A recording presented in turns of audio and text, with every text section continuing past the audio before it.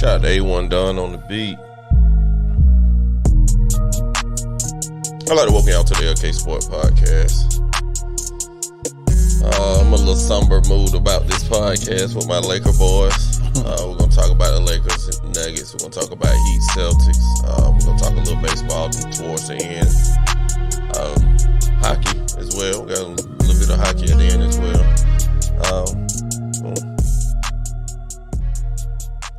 What's up, GMoney? What's up? Well, your team already out, and mine, technically my favorite team already out, but hey. Let's get to it. Let's talk about it. Which one you want to go with first? I mean, I'm happy to see Boston down 3-0. It's couldn't be a little bit more enjoyable there. I mean, I don't know if anything's better than that. Aside from them getting swept, but let's go with it then. Let's got Heat Celtics currently 3-0 Miami way. Jimmy Butler showing his ass, some undrafted free agents showing their behinds as well. Vincent gave him 29 in game 3. Butler only played 31 minutes. Bam only played like 28 minutes. Let me make sure I got this. They went over. They won going away. Yeah, it told me a lot about that ball club over there in Boston. But then to roll over the way they did, they gave up midway through the second quarter. Yeah, not the whole. Even like the Lakers game was a 1-point game in the fourth quarter at one point, right before Denver went on that run. It's just didn't show much in that game 3 Boston. Jaylen Brown only gave you 12. Jason Tatum only 14. Grant Williams 12.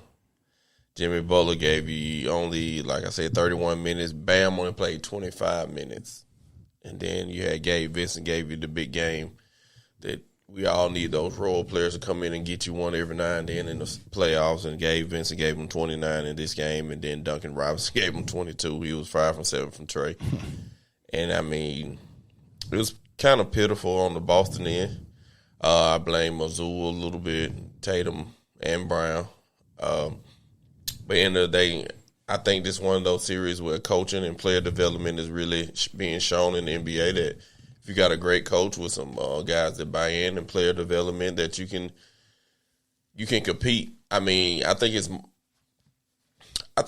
a little more the Heat game plan and what they're doing with Jimmy Butler and Bam and the undrafted free agent guys and Eric Spoelstra putting them guys in the right spots and film studying the guys, listening to what he has to say. But then again, on paper, Boston is a much more talented roster up and down.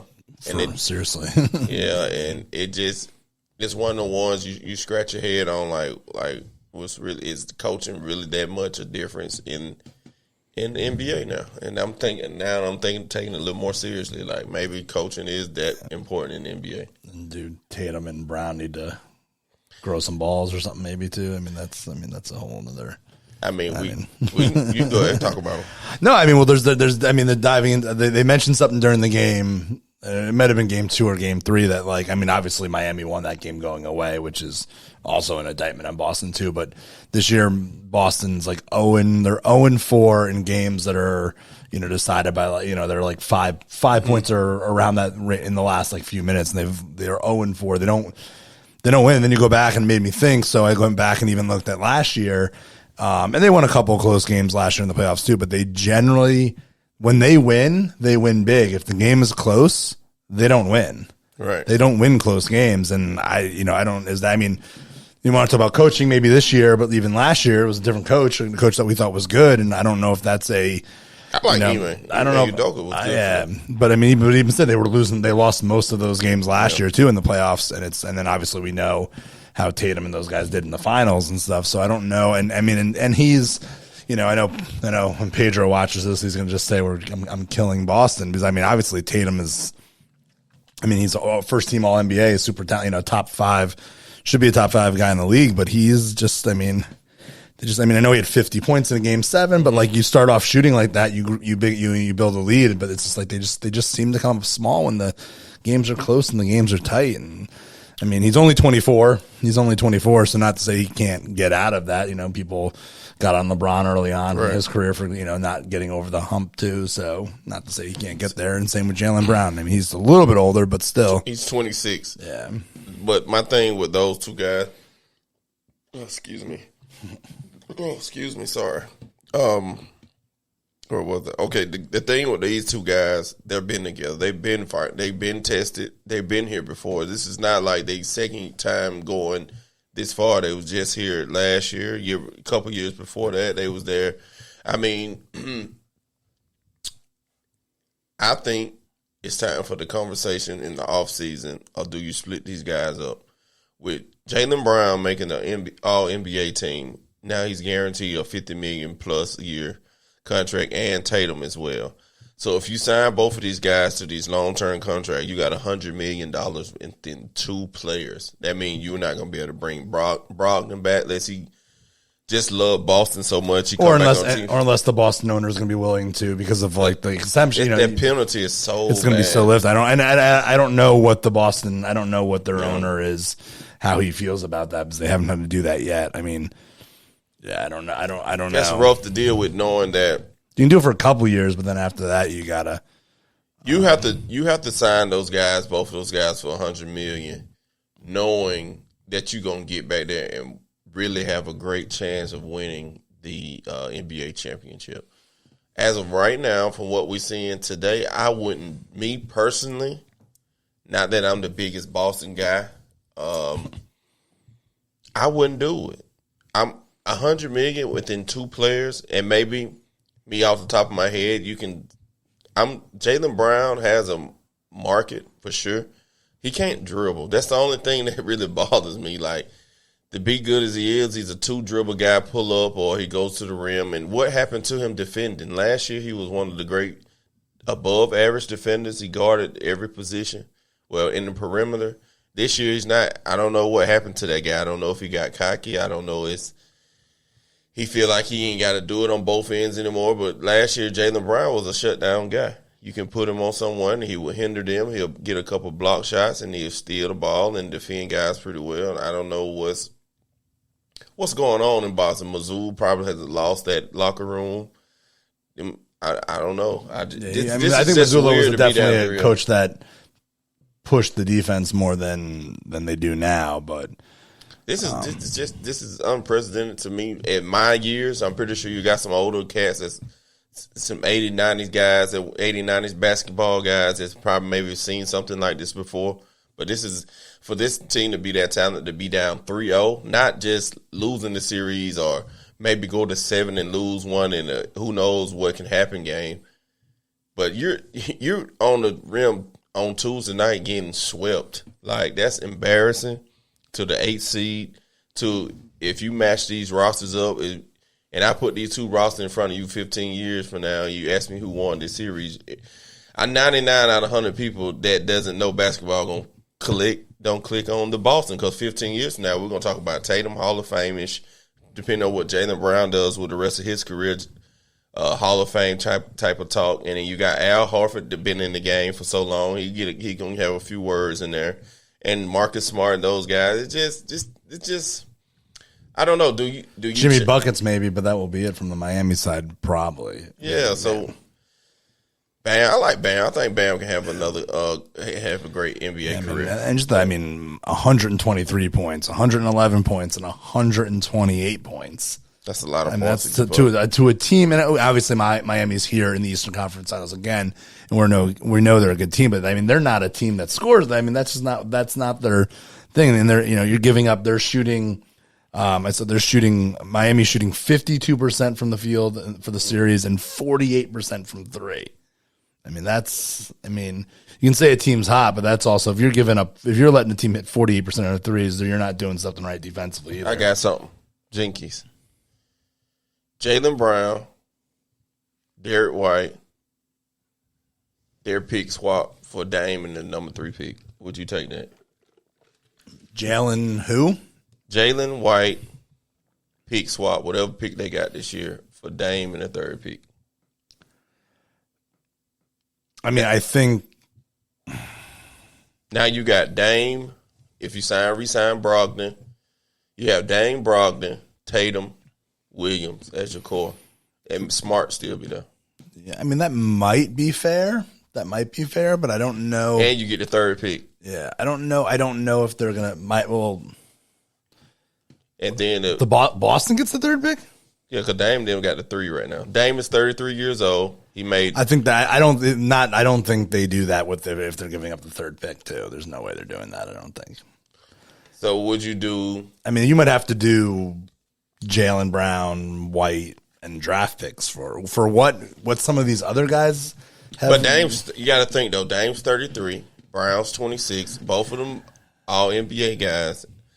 Some I seen on one blog. Look what Mitchell just. Look what Mitchell just went for, and what Rudy Gobert went for. I know the Jaylen Brown helps with that, but I don't think there's any way Portland's making that trade and giving up the third pick. I don't think Portland's trying to. They're probably going in the direction of rebuilding. Pick, Anthony Simons for Jaylen Brown.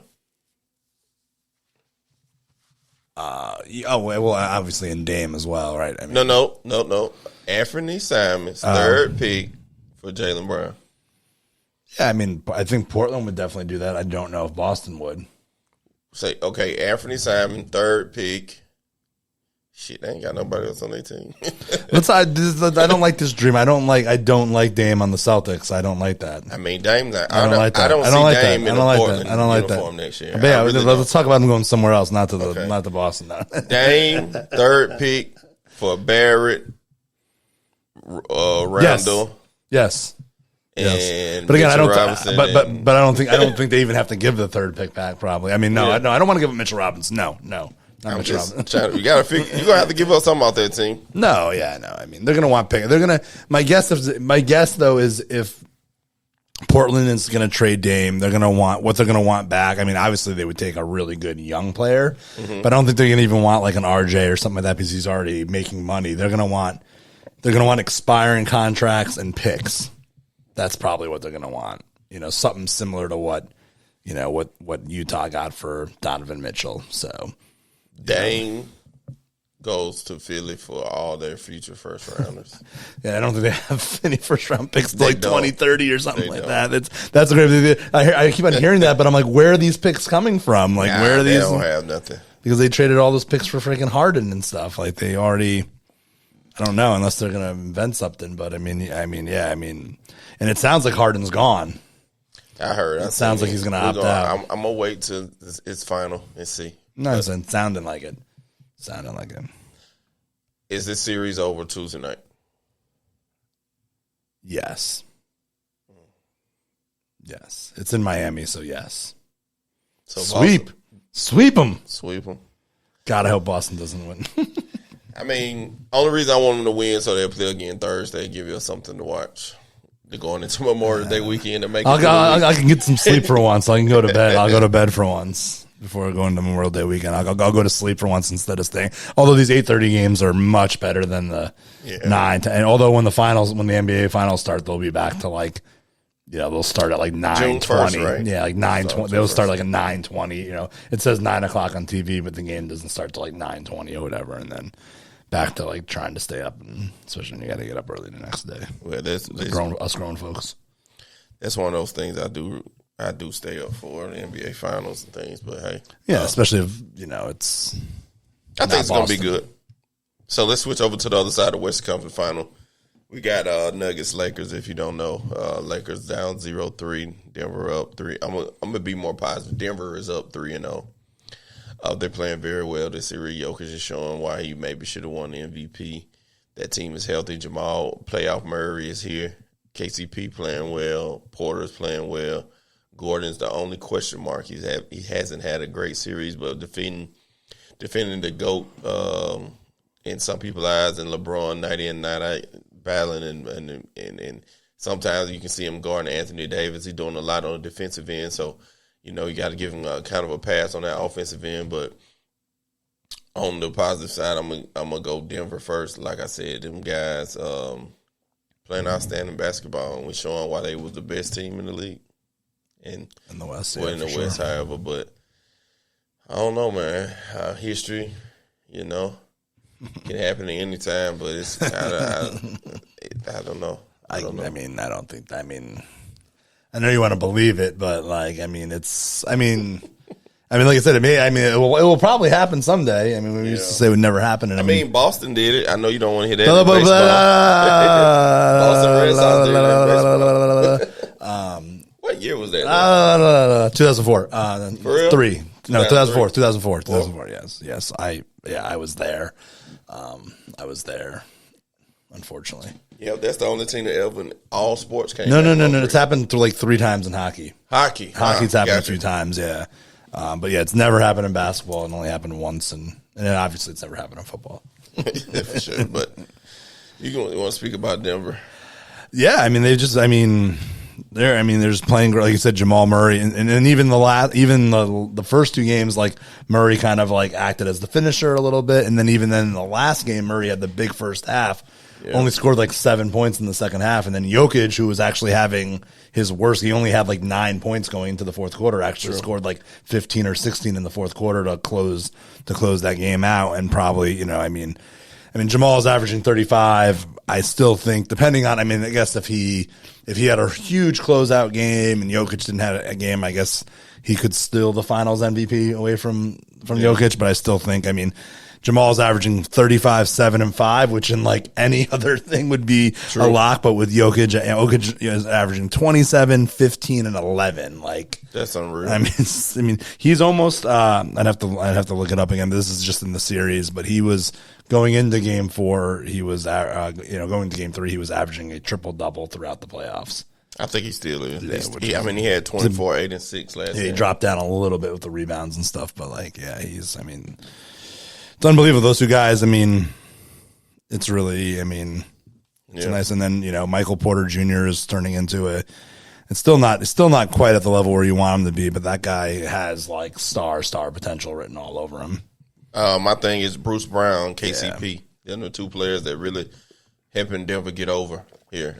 They matching the play of Austin Reeves and the mix of Rui, Lonnie, and those guys. So they kind of matching their points night in, night out. And then Jokic, bottom line, outplaying the other 2 best players on the Lakers team with the Jokic, Murray, I should say, is outplaying Davis and LeBron night in, night out. I just got to call a spade. They outplaying those guys every night, and they're winning. It equals 3-0. I think this may be possibly the greatest win in Denver history because they don't have a deep history right now. I think what they're doing is unprecedented in that organization, and they've never been to the finals. So so what they're doing right now and going into L.A. in Game 3 in that hostile environment with the home cooking whistles and still fighting through it. Mike Malone had those guys stay focused.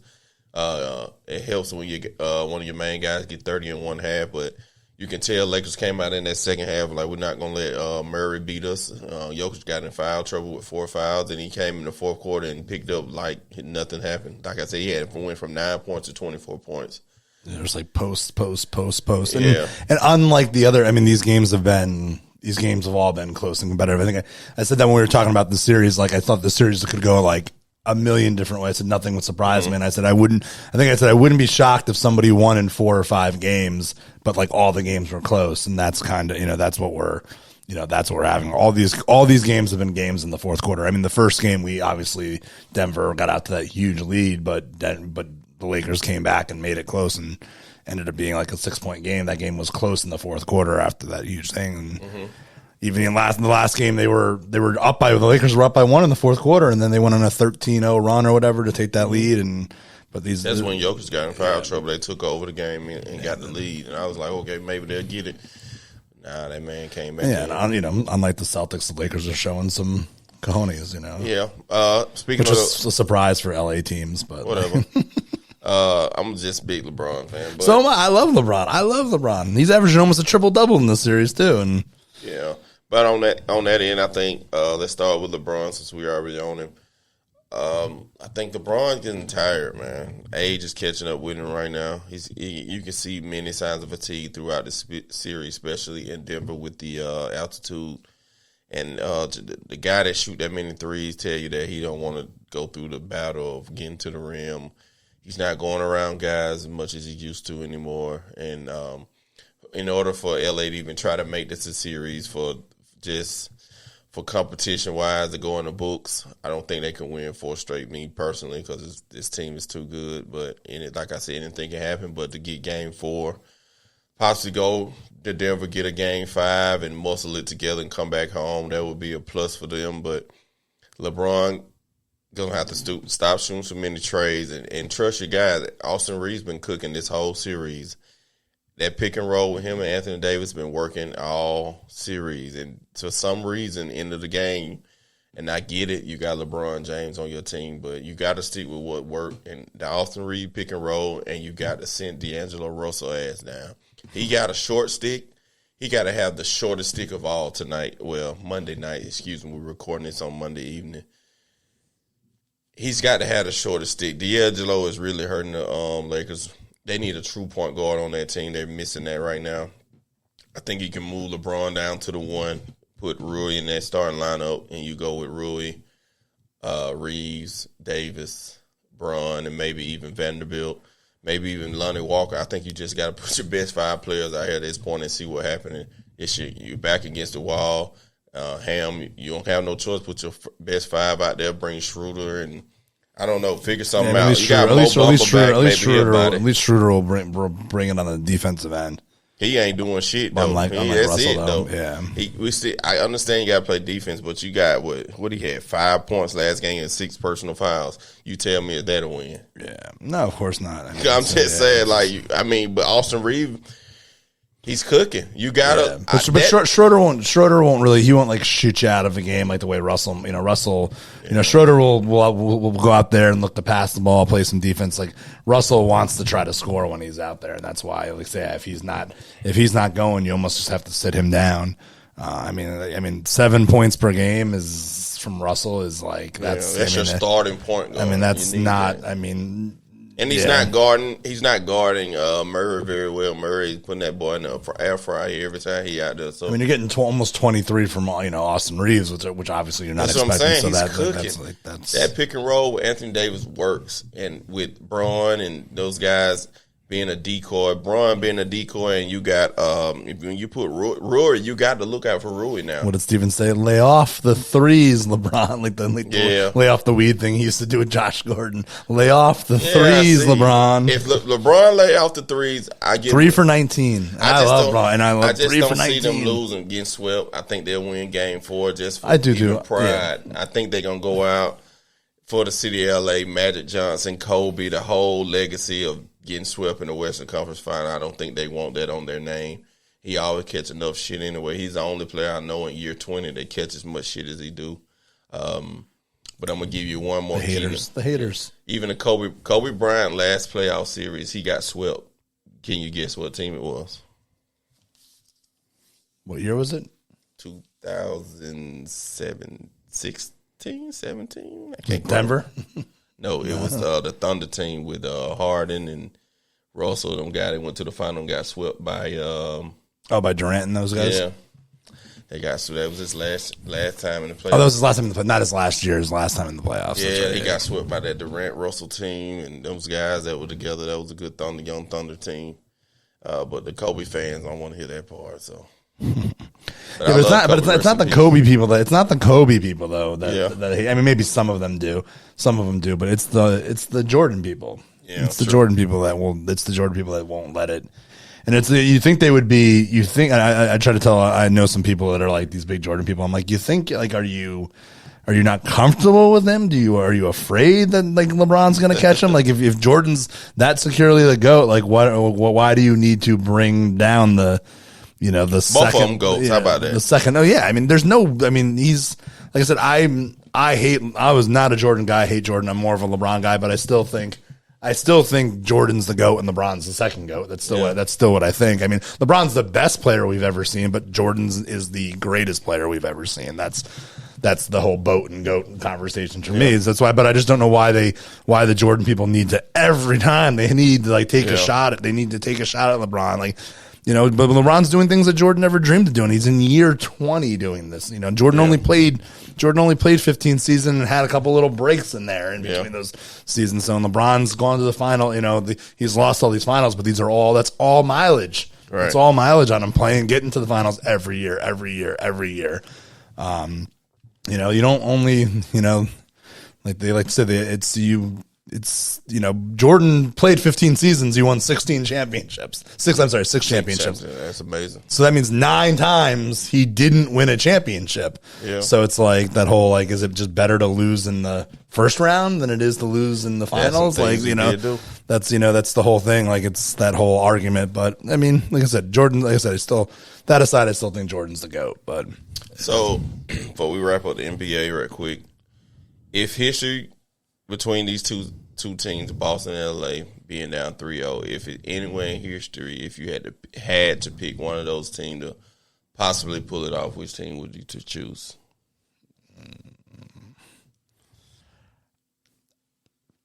I mean, I can't see either one of those teams letting them come back like that. I mean, I can't. No, I know. I mean, I guess I'm going to have to go Boston. True. Just because they're clearly they're the better team. You know what I mean? Right. The Lakers, as good as the Lakers are, the Nuggets are probably the better team. Do you think we'll ever see a 3-0 comeback in the NBA? I mean, I hate to say never about anything. So yeah. It's hard. It's really hard. I almost think you need some really superior team to go down 3-0 for something like that to happen. Because if you're obviously Boston is the superior team to Miami, but is Jimmy Buckets really going to lose 4 games in a row that? I feel like if they lost 2, if this game went to 6, I feel like in game 6, Jimmy sprains his ankle or something. Yeah, that could happen. Of course, that probably would. That sounds like something that would happen for Boston too. I ain't gonna wish that over Middleton last year, but I just can't imagine somehow if Boston wins game 4 and then even wins game 5. I see Jimmy Buckets going for 60 in game 6 just to finish that off. He's like, we ain't going back to Boston for game 7. Let me just end this right here. And then Grant Williams will say something stupid and poke the bear. And then Jimmy Buckets. I don't blame. Let's stop that.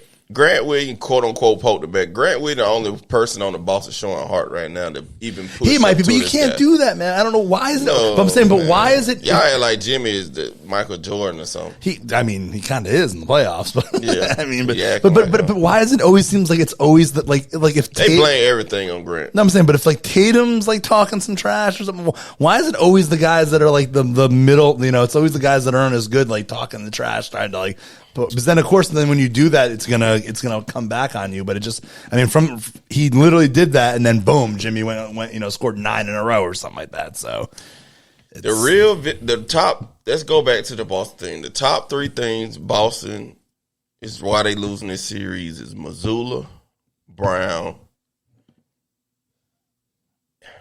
I'm gonna say Brown, Tatum in close games. And I would say the bigs. No balls. No, that too. But I would say the bigs. The bigs are getting outplayed in the middle. You let Bam outplaying Williams and Horford together. So those are 3 things I would put. I would put Mazzulla in the offseason. Then you got to talk to Brown. And then I don't think you can bring Horford back. I don't think he's on the contract. I think he's up in age now. Maybe if he come out for the vet minimum, but I don't. Who knows? He still want to play ball. Maybe he want to go play for his country. And that's what the majority of those guys do when they get late in the age and things of that nature. But if they lose this series, I think we'll see a change in Boston. Either they're going to blame everything on Mazzulla and get him out of here after 1 year. They signed him, though, so. They still can get rid of him. They could. Yeah. They could, but, he lost in the Eastern Conference. Unless they add an elite assistant coach okay, as soon as you F up, we're gonna push him up. You know what I mean? He was there. He was there with Udoka, and they still made it to the Eastern Conference Finals. I'd be surprised if. But I don't think Matt. I'm off in the mess. What's his name again? Mazzulla would have that job if the Udoka situation didn't happen, because they would have went out and got someone else. It was just short amount of time. Season was about to start. He was already there in that bench last year. And okay, all right, we're gonna push you in this spot. But I think they thought enough of him that they made him the official coach. They didn't have enough time to go through the process, though. I'm saying, but they could have not extended him. They could have just waited until the season was officially over. But they did it during the season. But they was on their high horse. They was winning games. And maybe I'm saying, but I just can't. I'd be surprised if they got rid of him. In this day and age, I guess I wouldn't be super surprised, but I would still be surprised. They're not going to try to. They ain't going to eat that money now, I don't think, but not that early. Who knows? We'll see. But on the LA side, when the LA lose, or if they lose, they're going to pull the greatest comeback ever. Anyway, Their coach is fine. I mean, their coach is good. Ham not going anywhere. But you gotta figure out Rui contract. You gotta figure out what you're gonna do with Reeves, because Reeves gonna get a lot of money thrown at him. Rui gonna get a little money thrown at him. Both of them are restricted free agents. D'Angelo is out of here. He was playing well. They was gonna try to give him a contract, but he's played himself out of time. Is he a free agent too? Undrafted. I mean, unrestricted. Russell is okay. Russell's unrestricted. Rui's restricted. Reeves restricted. Who else come off the book? Somebody else. Schroeder. Is it Schroeder? I'm just throwing names out there. I think it might be Schroeder. He's unrestricted as well, if I'm not mistaken. And it's one more. Yeah, guy. I mean, he's definitely too old to not be to be a restricted. So you got to make those decisions. Then LeBron is on this one-on, one-off type of thing. You're gonna figure out what they're gonna do with him. His son just went to USC, so I'm pretty sure he probably gonna stay in LA another year. And you got to figure out. Then you trade not until Bronny gets drafted. You got to figure out what you're going to do with Mo Bamba. Mo Bamba come back for game 4. Maybe he's a healthy body to throw in the game for a brief second to give Anthony Davis a break. We'll see. But, I mean, I think you bring Rui back if you can match both of those contracts, Rui and Reeves, and you run it back. I think you can go get a Mike Conley or somebody, or I think I heard gibbers of Kyrie, but if you bring Kyrie in, you're not going to be able to re-sign Reeves and Rui. And I'd rather have two bodies than one, and especially of a guy that maybe plays 40 games is not going to be able to. That fact that Ramadan is around playing time in the beginning of the playoffs, so that's another thing. I respect people religion, but that's another thing you have to think about when you sign Kyrie during Ramadan and things of that nature. So Kyrie's Muslim? Yeah, he's Ramadan. Yeah, he's I didn't even know. Of all the things he does, I didn't know that. Yeah, so he does that as well. So, I mean, the most outstanding player in the 2023 NCAA tournament was celebrating Ramadan. He was? Yeah. That's funny. Simogo from the Connecticut Huskies. I don't know if you know that. They won the national championship this year. I wasn't watching Mark, man. It sucked this year, so I didn't care for it. But we're gonna move on to Major League Baseball, man. How you the Yankees doing? They coming. Yeah, 8 of the last 10, right? Yep, and then 4 in a row. They just 3 out of 4 from Toronto, and then swept Cincinnati. I mean, obviously sweeping Cincinnati is nothing to super brag about, but you win the games. Winning 3 games. Winning 3 straight games in any team in the league is not easy. Yeah, and they're still. I mean, Severino came back. Severino pitched on Sunday, gave him 4 2/3, looked solid. So they'll start to get. Hopefully they'll start to get a little bit more healthy. I don't know if freaking Rodon is ever going to pitch. Yeah, all that money, and he hasn't even pitched yet, and we're still, we're creeping up 5.5 behind Tampa now. So past the Red Sox and the Blue Jays in the standings. So we're about 50 games in, right? For everybody, 45, 40. Yeah. 45. Yankees have played 49. Yeah. So Braves 4 or 6 of the last 10 right now. They took a big 3 losses in Toronto. They flew to Toronto, got swept. Then they came back home. Seattle took 2 or 3. So we got Dodgers in town. So we always get hyped for that. I'm just surprised they scheduled it Monday through Wednesday. I think they, I don't know what they was thinking about not having that on the weekend, the type of money they could have brought in here in Atlanta. But I think they're hoping to get that weekday, sell those weekday seats with that. Probably that as well. So, yeah, they got them in town. Then I think they go on a nice little road trip after that because it's concert season in Atlanta. Kids are getting out of school, so I think they always take a little break and go off for a long road trip. You worried about the Mets? 5 in a row, 7 out of 10. You think worried about the Mets at all? I think we're a better team than them, so I don't care about them. We go to after this week we got Dodgers. Then we got Philly. So we got a 7-game. We technically got 10 straight home games. Then we go to the east, to the West Coast. We got Oakland. So right now we got Dodgers 3 games. So you're going by after the Phillies? Yeah, you're going by. You get a 3-game bye. Gets Oakland. They playing so terrible. It's just I don't understand that situation. How that could be legal for them to just put anything out there. But anyways, then we got, like I said, we're going this West Coast trip. And we got Oakland. Then we got Arizona, which are playing well as well. So. Then we come back home in June and have another nice homestand with the Mets and the Nationals. I think we really need to take care of the Mets and send a message early in the season. With Verlander and Scherzer will be back by then. Yeah, Verlander's pitching. He's actually pitched. Yeah. He pitched really well last night. He went 8 innings. Oh, we get to see both of those. Yeah, he went 8 innings last night and only gave up 1 run against the Guardians. Yeah, you said it right. I was just gonna say you said it right. The Cleveland Guardians. But yeah, man, I think we're fine. We got to get our pitching staff together. Kyle Wright hurt. We got to figure out we can't have these. We losing this bullpen days. Every bullpen day we give up 5+ runs. It's really hurting us right now. So we got to get us a solid rotation going. I mean, like I said, it's early 50 games in right now, almost a third through the season, and we still freeze pitching well. I mean, Morton doing Morton things. We got Dodd, the kid. We splitting Dodd and Schuster. We picking them up, putting them down. Soroka played through pretty well in Gwinnett the other day. But we just got to get our rotation together and get our bullpen back together. I mean, our bats always going to bat. Every now and then those guys don't perform like we want to. They'll go out there and get 0 or 1 point. And you look at our roster, you be like, how the hell they only scored 1 point? Just sometime in baseball, the team ain't got it. Sometimes it's just how it be. And those Zunas coming around. It's a marathon in baseball, not until you get to the playoffs. But. Yeah. Ozuna coming around, seeing the ball better. Rosario as well. When Kevin Pillar and those they play, they always seem to produce as well. Arcia, the greatest signing in the offseason, 3 years, $9.7 million or some shit that AA pulled off. And he's right there in the thick of all shortstop stats right now. So when he plays well, we win. We got Micah Harris coming back. He's playing well. We got the front runner for NL MVP and Ronald Acuna. We got Olsen raking. He's hitting homers back and forth. When he hit the ball, he hits it hard and long. And then we got to get Riley. Riley's not playing well at the plate right now. I don't know what's going on. He signed that big contract for us last year. Maybe it's just anxiety or something. These guys always go through these steps sometime when they get these big contracts and getting settled in and maybe have high expectations and putting a lot of pressure on himself. But I like us a lot, man. He's always doing his own thing, doing him. So, and then that guy behind the plate, Sean Murphy's being everything that we signed him for right now. And hey, man, I know I just went on a tangent about them Braves, but hey, man, I love them Braves. The who?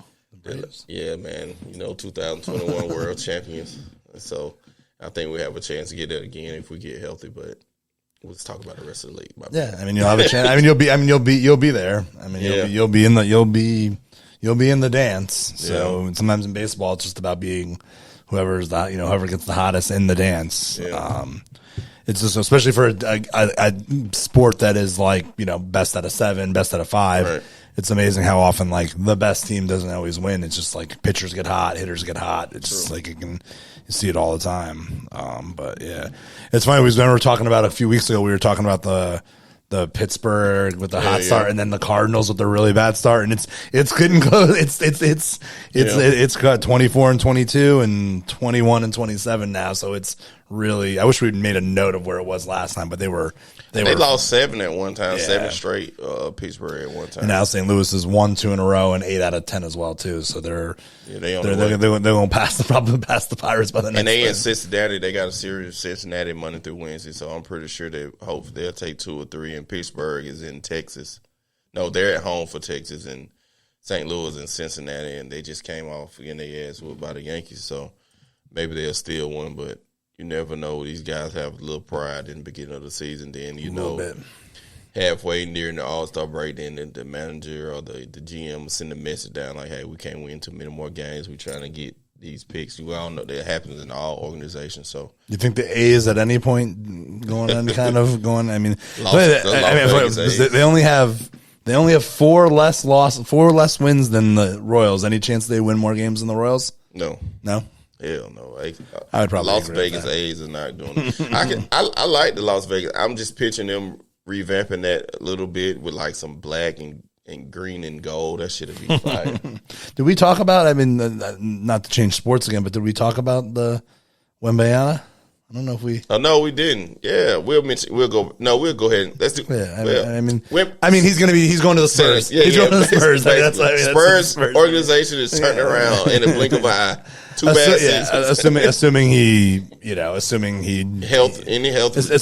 does what they say he's going to do. I mean, not the guys have ever been bust before, but he's. Charlotte comes up number 2 again. They missed out on Dwight. They missed out on. I seen this. They moved up though because they weren't supposed to be. They were supposed to be like 4th or something like that. They weren't. I seen the graphic. They missed out on Dwight Howard. They missed out. It was a number 2 pick on Anthony Davis, and I think it was one more guy. They were just the number 2 pick again. They three times before. Larry Johnson. Nah, man. Shaq. Was it Shaq? I got to look this up. Yeah, because I think Alonzo Mourning was the 2nd pick that year. Yeah, so they missed out on Shaq. What I said, Shaq, Dwight. Who was the third one? Hold on, Charlotte. Number 2 pick remember. History. I mean, I don't know. I mean, I guess you can say they missed out on Dwight. Dwight was very good. I know. They missed out on them. Okay, who they drafted at number 2 with Michael Gilchrist in 2012. Which was the worst in fucking history. They took him too? Yeah, they took Gilchrist. In 2012? There we go. 2012 draft, yeah. 2012 NBA draft.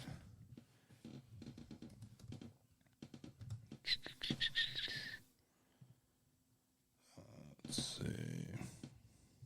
In 2004, they got Anthony Davis. Yeah, that's it. Okay, Anthony Davis. I was right.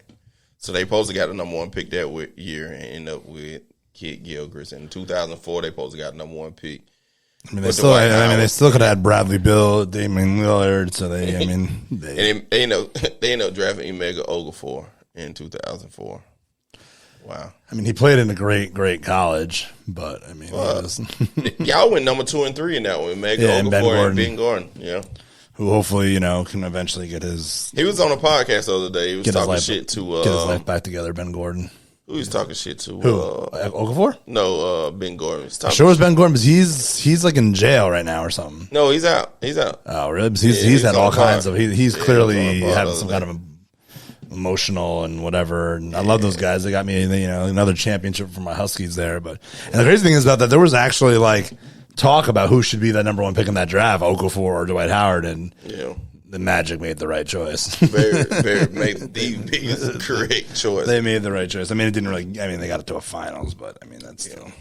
All right, back to baseball.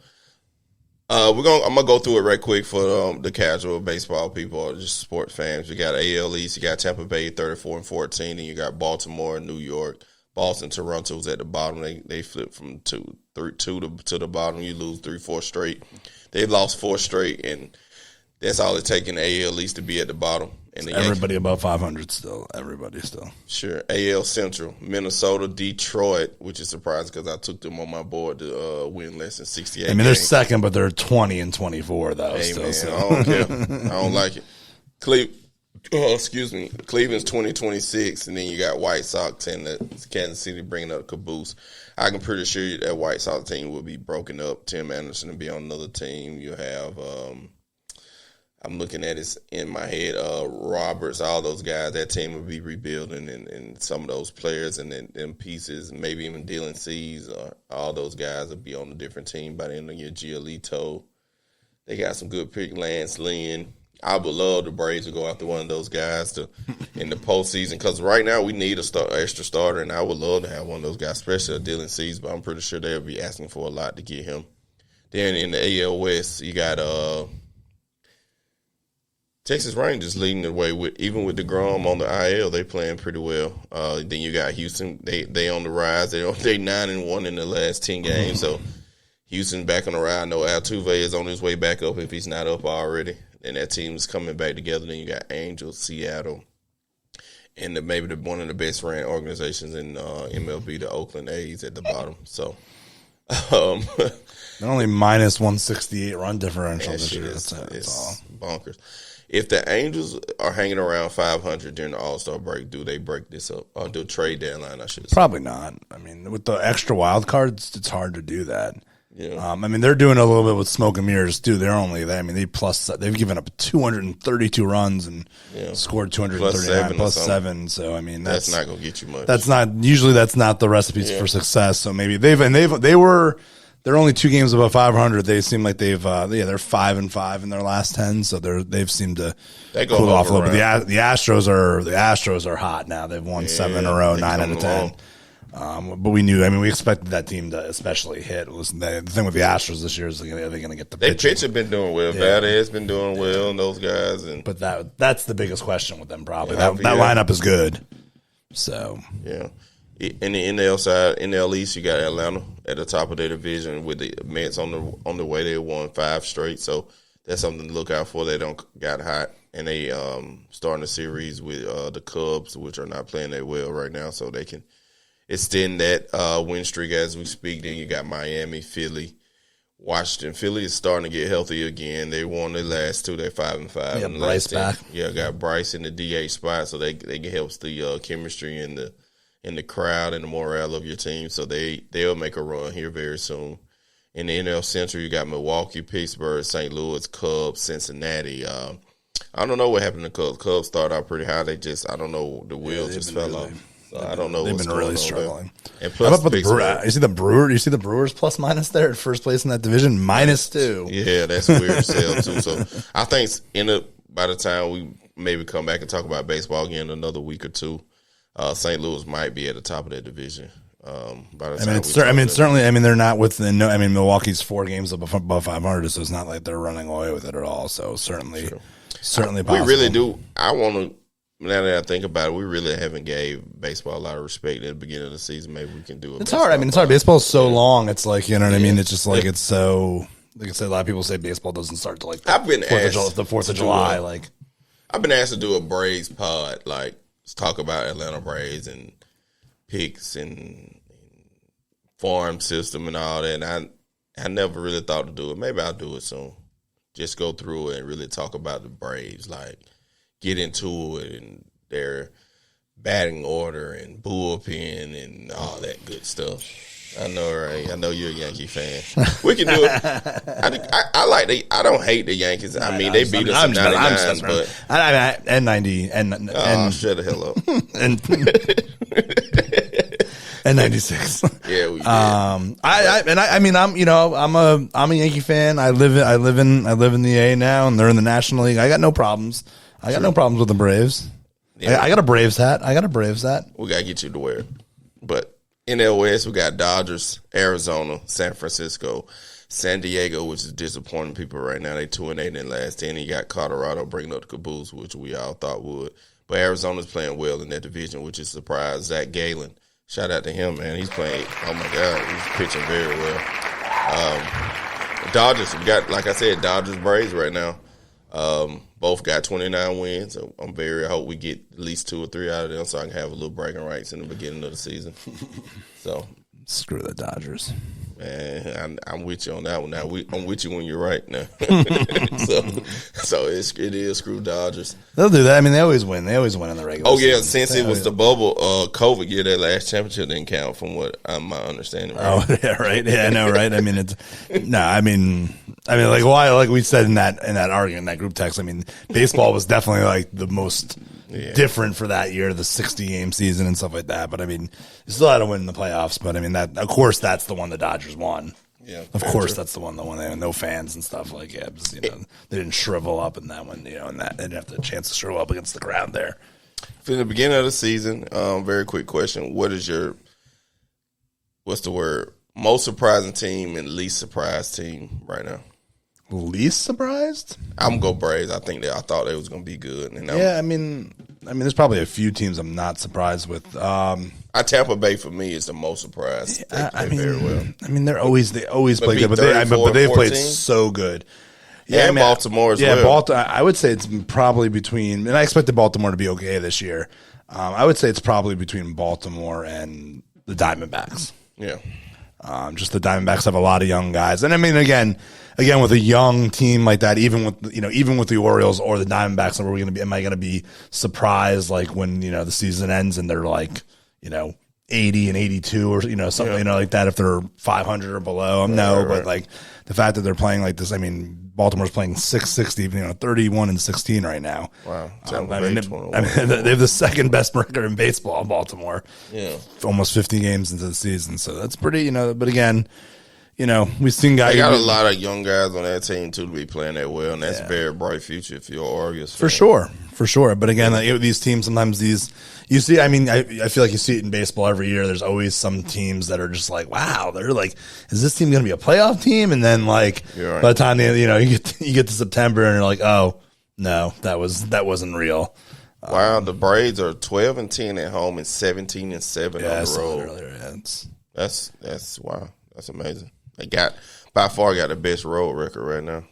Yeah, Tampa Bay was 21-4 at home. In front of nobody. In front of nobody. They don't sell that stadium out. That's a big stadium, though, from my understanding. It's very There's nobody big. There. They don't. They must be they're doing something funny down there. I don't know what it is. I don't know. You got the Buccaneers there, and they got a hockey team in Tampa Bay. Yeah. What else? The hockey team's won. They don't have a basketball team, but other than that, what's college down there in Tampa? No. University of Tampa. Yeah, no, there's no major. There's like no major sport colleges like in the Tampa area. I don't know. So I don't know. Tampa Bay must don't like baseball, but Tampa Bay started that franchise in what year? It's not been that long though. Now it was after the Marlins, but again, the Marlins have won a couple World Series, and they don't. It's something about baseball. I mean, baseball in Florida, they just don't care. Which is weird because of the warm weather and stuff. Like they just 98, and then until 2007, the Rays began playing 98. We're known as Devil Rays. Yeah, the Devil Rays. 2007, then they had to change it to the Rays. But that's what I'm trying to put my ad. That's 25 years. I just don't understand why Florida don't like baseball. I guess I don't know. That's kind of weird. I mean, Florida teams have always. Florida, even the Dolphins have always been weird. It's like they like college there, but not professional sports. It's really weird. So, let's move on to hockey, man. This is gonna be your part of your time to shine on the pod. Hockey? What's hockey now? Yeah, man. Let's talk a little hockey, man. Got some casual hockey fans around, and I want to. Yeah, I mean they're down to the Final Four. Mm-hmm.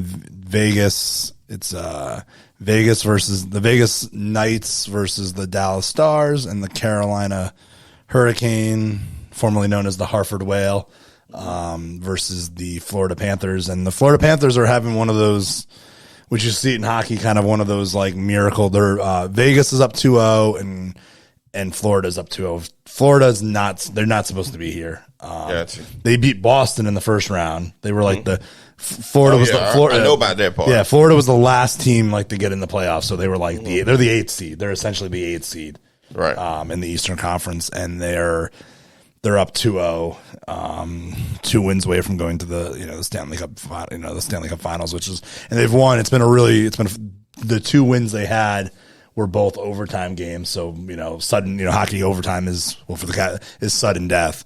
And Kachuk from the Panthers scored both the goals in both those games. It's just pretty cool. So super, super exciting games. And actually Vegas won game 2 in overtime yesterday as well too. Has any of these teams won a Stanley Cup? Carolina has won. Carolina won a Stanley Cup.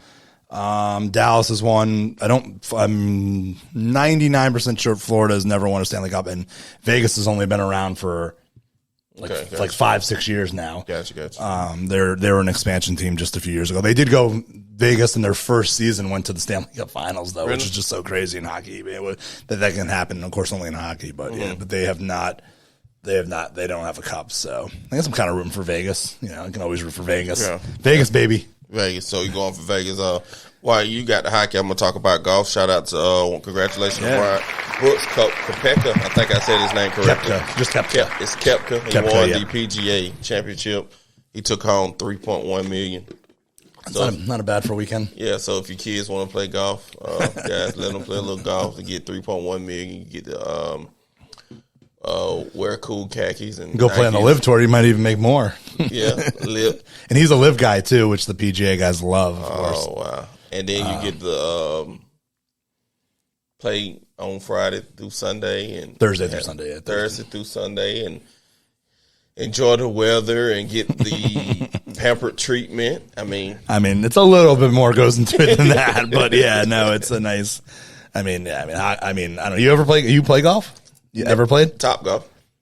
So you've never golf. I've never been on a golf course. Golf and hit a ball in the hole. It's so hard. Yeah. It's so hard. But you watch these old dudes go out there and you're like, I can do it. It is frustrating. I don't play a lot. I've gone through some phases in my life when I played a bunch. It's so hard. It's like the ball is just sitting there. I can't hit it. It's like you hit it and and it freaking goes to the side. It goes. It's ultra frustrating. I've seen people put English it's fun. On it. I've seen it. Like I said, if you watch it on television, it makes it looks easy. Like I go hit a ball. Yeah, no, exactly. It's like how can I not do this? Right. But it's so hard. It's so hard. Shout out to Michael Block. He hit a hole in the one. It was pretty impressive. If you've not seen the highlight, look up Michael Block. Literally straight in the hole. Very hard to do. He hit the ball. And Drinks on him. On him. Right. It's such a crazy thing about golf too. If you I worked at a country club in college, and so I found this out. And you would think you get a hole in one, everybody in the club's got to buy you a drink. If you get a hole in one, at a country club, you owe every member a drink. Really? Every single member. So it was. So what's the point? So the guy would hit the home, but it's still you're still proud you got it. Oh, so good. It's just when everybody would come in and they'd be like, oh, on Laramie's. That's I'm taking my drink on Laramie's club tab. But yeah, that's what they do. If you got a hole in one, you owed every member a drink. I think every member if they played golf, and most of them played. So, I'm trying to touch base on everything for my NCAA football guys. You got the NCAA football game coming back, which I'm excited about. So college football has gave license agreement to EA Sports to bring back the game. So that's going to be something pretty cool coming, looking up. And they're going to pay the players. I don't know how this is going to work. They figured out some way. They're going to put the names too? They put names in it. Ah, cool. Yeah, man. I'm looking forward to that. So it's been missing a few years now. How long has it been gone for? It's been more than 5 years for sure. Okay, I didn't know if it'd been longer. I think it was 17. I played it back in the day, but I said I haven't had a gaming system.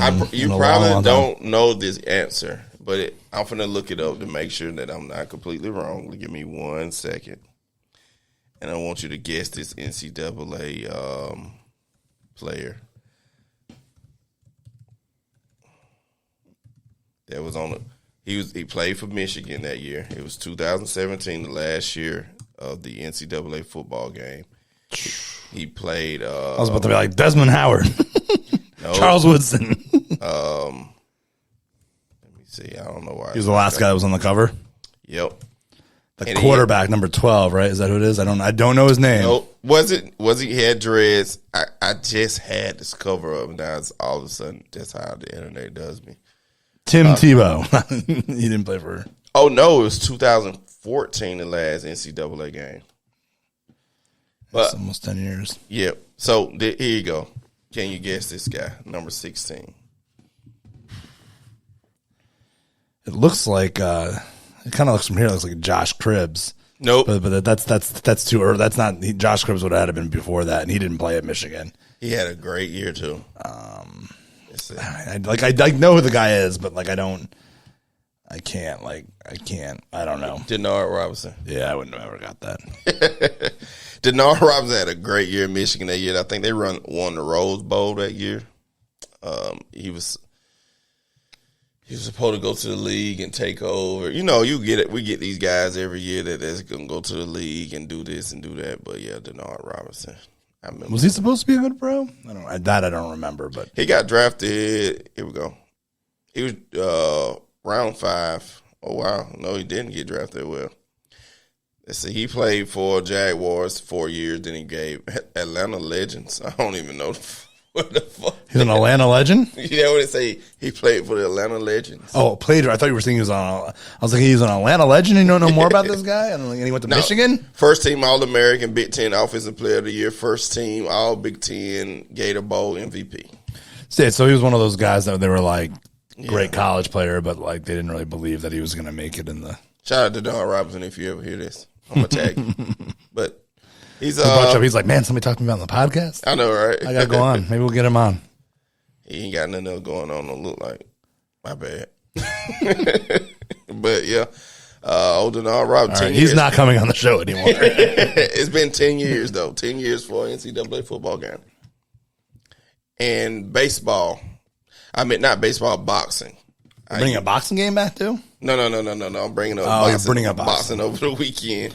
I was like, there hasn't been a boxing game in a while. They do have one out. It's on Steam. It's called Undisputed. Very great graphics. If you have a computer, if you want no Mike Tyson PC punch guys, out on Nintendo. Nah. It's more realistic than that. But the 1985 Mike Tyson punch out. It looks great though. They got everybody Wilder to Gotti to everybody, bro. They got Haney. They got everybody. They got Lennox Lewis. They got everybody. Overrated De La Hoya. De La Hoya had a decent boxing career. People hate on De La Hoya, man. De La Hoya, the person I don't give a two shits about, but as a boxer, De La Hoya was not a slouch by far. Yeah. He wasn't a slouch, bro. To make it to that level is a whole different situation. How much you know about boxing? Because I love boxing. Probably not as much as you. I will say I definitely don't know as much about boxing as you do. I've gone through waves through my boxing. One of my old buddies, not one of my old buddies, still one of my best friends. Like he's a big boxing fan. So like when we were, when he was like roommates for years, and he would always watch every boxing. So I was a little bit more into it then. But I've always thought that De La Hoya was a little overrated. Like most of the big guys he beat were usually at the end of the career, and then the best guys, he lost to all the best guys. The best guys from his era, he usually lost to the Trinidads and those guys. Like he didn't beat those guys. No, he didn't. Very true. Very, very, very true. So I know a little but bit. Over the weekend we had Lomachenko versus Haney. I did a pod, my solo. I call it LK Short Sports. Cast, a little 30-minute cast. It was a lot of controversy over the decision of Haney winning by unanimous decision. Had Carter 116, 112. Controversy in boxing? Yeah, it's always been. And then 115, 130, two judges, 115, 113, Haney's way. A lot of people think Loma should have won that fight, 115, 113. I don't think it was robbery. Everybody's screaming robbery, but if you was to watch that fight, every time Loma would do something great in that fight, the crowd would get into it. But then again, he dominated round 7 through 11. Like I said, check out my last pod. I did a whole 30-minute thing on that match with good 20, 25 minutes of that. I went round by round, broke it down, what I seen. I watched it again here right before I got on the pod. And David Haney didn't lose that fight. At best, it was a draw, which I had it 114. But it just depends on what you like in fighting. I mean, it sounds like, I didn't see the fight. It sounds like it was, if you had at 114, those guys, it sounds like, I don't know how it's highway robbery then if it's that close. Yeah. We've seen some matches, the Triple G fights and those, we've seen some Lennox Lewis, freaking Evander Holyfield back in the day. Some of the ones that just off the top of my head, I can think of some really bad ones when you're like, how could how could they even do this? How did how is, and that's obviously a problem with boxing, that stuff. And then obviously the best fighters don't always fight. That's the biggest. It's gotten better. I think it's slowly going back to it. These guys are not really caring about that L right now because you got some good guys that got some L's that's still some great fighters. You got, all your top pound for pound guys are undefeated, and Shakur and David Haney are Artur Benavides. Even Tyson Fury is undefeated. You got Bivol. You got Canelo. He's top 5. He's lost 2. He lost 1 to even when he moved up, he lost to was it Caleb Plant? I think it was. I can't think right now. And he lost to Florida. When he was like 10. Yeah.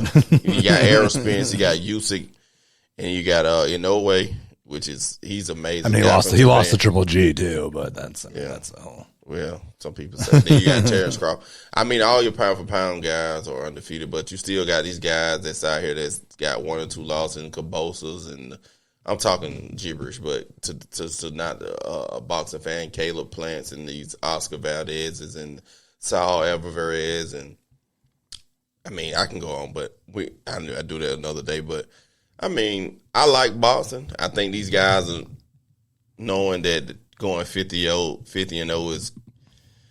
You got to be exceptional to do that, man.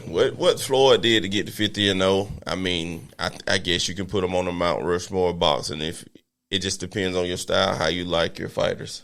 I mean, 50-0 is 50-0 at the end of the day. Yeah, I mean Saul Alvarez is 58-2. I mean, you win a lot of good fights, and then you just dodge everybody for the second half. That's why I said, just depending on how you feel about certain boxers. And the one loss Oscar Valdez got is Shakur Stevenson. I think Shakur Stevenson one of the best in the business. So. And then he's going to get some more prize money fight. Ryan Garcia just took a L. He's going to come back. He's going to get some money fights later. I think these guys coming up and UFC I'm not saying UFC is not still big, but I mean. Yeah, it's still huge. But boxing is coming, man. I really believe boxing is coming back maybe by 2026 or so. We can. Boxing. I don't know if it's boxing. I mean, boxing's still. I mean, I think they're both. Boxing has. When boxing's right, boxing's is the best. But this is what I just want to say before I let you do your thing.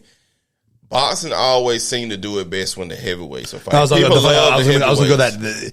For boxing to get where it is, you need the heavyweight hasn't been. It's gotten with Fury and those guys, it's gotten a little bit better. Yeah. But usually I think that was a problem with boxing for years. The heavyweight, when the Klitschko's had it and they weren't fighting obviously they were brothers, so they weren't fighting each other. And it was after Lennox, even the Lennox, after the Lennox Lewis reign, it kind of really the heavyweight was boom and done. But when the heavyweight division is good, it just helps all of boxing, right? Because those are the maybe the only fights I want to see. And even when you had Duran and those guys fighting, and then you had the Hearns and Leonard, you still had your Foremans, your Larry Holmeses, you still had Tyson, and then Tyson came. It's funny because no matter how great those guys are, the Hearns, and even going to the Floyds, people want to see the heavyweights. They're just never going to.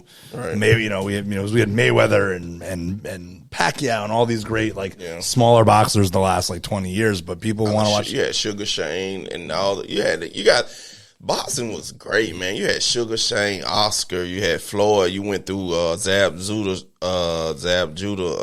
chain. You had Son of God and you had all those guys, man. It was man. Boxing was amazing. Bernard Hopkins, the guy that beat the bald-headed guy that beat Bernard, he went on a nice run as well. Then you had, I'm just Roy Jones. Did you say Roy Jones? Oh yeah, you had Roy Jones run. Yeah, the middleweight man. I forgot about Royce. God damn. Yeah. No, the smaller guys. We went through. It's been a great run. But again, as great as those guys are, if you're not really following boxing, like I said, people are enamored by the heavyweights. It's just how it's always been, and probably how it always will be. Yeah, man. It was, man. Boxing back then was effing. I mean, I talked to some old school cat. I know we a little bit over the hour time that we try to get to, but people used to tell me about when I was in college, we used to have fight parties. So whenever these guys fight, we all get together, cook out, and buy much. Everybody brought liquor, beer, whatever, and we just have a great fucking time. And back then, they said boxing. When you had Durant Leonards and the Tommy Hearns and all that stuff going on, it would literally bring communities together. People would wear shirts and rep the guy that they wanted to win, and communities would literally be outside at one person's home, buying it on cable, watching boxing, especially Tyson. They say the way Tyson brought the black community together was something unheard of. When my dad stopped buying pper-view. Really? For real? He got the Spinks fight. That was over in 10 seconds. He's like, I ain't never doing this again. Yeah, people would literally, communities it's different now that I'm in the suburbs with my family, but if you was in the hood or the ghettos or whatever people want to call it, the bricks, they would literally, everybody would chip in and watch Tyson, those guys fight, and they would all be in one place and they would gather just for that one moment of bonding over seeing Mike Tyson, them guys fight George Foreman and Evander Holyfields, and like I said, the heavyweights more so than anything. And that's one thing I hope boxing get back to. The people start talking more about it, and then being a session in First Take or a session in Sports Center. Back in the day, these were boxing was a portion of SportsCenter. Like, people stopped and had a 5-minute session about boxing. They don't do that anymore. Yeah, unless it's a big fight. It was usually about the heavyweights. Yeah. But Braves are up 4-1. I mean, it's typical. That's what we do. I mean, when the stars come out, we shine bright. So, but anyway, this was fun. We touched base on a lot of things here. Anything else you want to talk about? No, I think that's pretty good for. I think that's good for this. Subscribe. Subscribe. Subscribe, man. Maybe next time we talk, we'll be talking NBA Finals. Maybe it'll be over with. So I think so. Monday night is Game 4 for the Lakers, Denver. So that would be 5. So 5 would be Wednesday. So from what I said, that will be over. Yeah, and then if Boston pull it out Tuesday night, there'll be a Game 5 on Thursday. And we usually record on Thursday, but if we somehow don't, we'll be back next week. If my predictions are right, we will have our NBA Finals. True, because Denver in 5, Miami sweeping. So, and the NBA Finals is June 1st, no matter what, which is next Thursday. It will be going down. If it's Heat versus Denver, it'll be first game will be in Denver.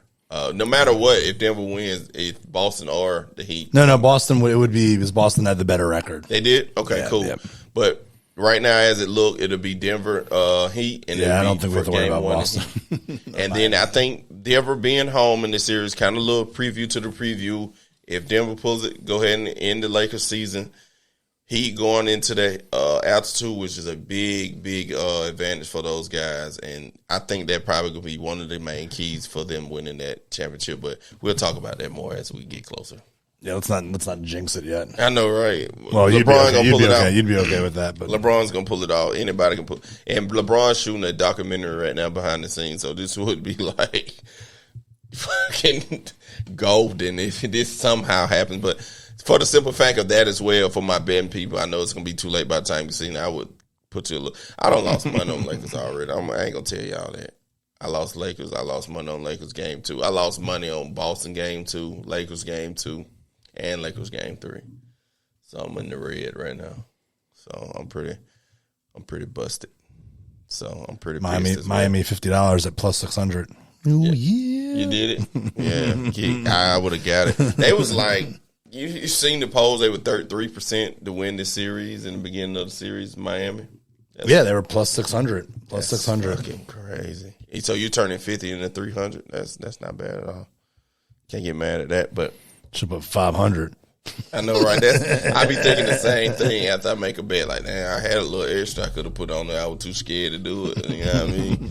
But that'll be it for this episode. I think it's number 41. We getting up there, man. By the end of the year, we'll be at 100. That's a personal goal of mine. But we always end on positivity here. I just keep going, man. I'm going to keep it short and sweet, man. Be optimistic, never pessimistic. It's a lesson in every blessing. And any hardship you go through, just go through it. And the prize is at the end. Every time God is molding you into something that's going to be uncomfortable for you. You just gotta have faith and put your trust in that man above, man. Big God, Allah, whatever you want to call it, man. Believe in him and trust him, and it's gonna work out in your favor. And once you pray for something and you ask for something, just believe. Even though when it don't look like it's gonna go your way, be dedicated and keep going. Hey, I did great right there. Amen. Pastor Davis said, Lord, have mercy. Jesus. But I'm thankful and I'm grateful you tuning into the LK Sport Podcast. Subscribe. LK Pods right there. Like, watch. On YouTube. The LK Pods on Instagram. Thank you.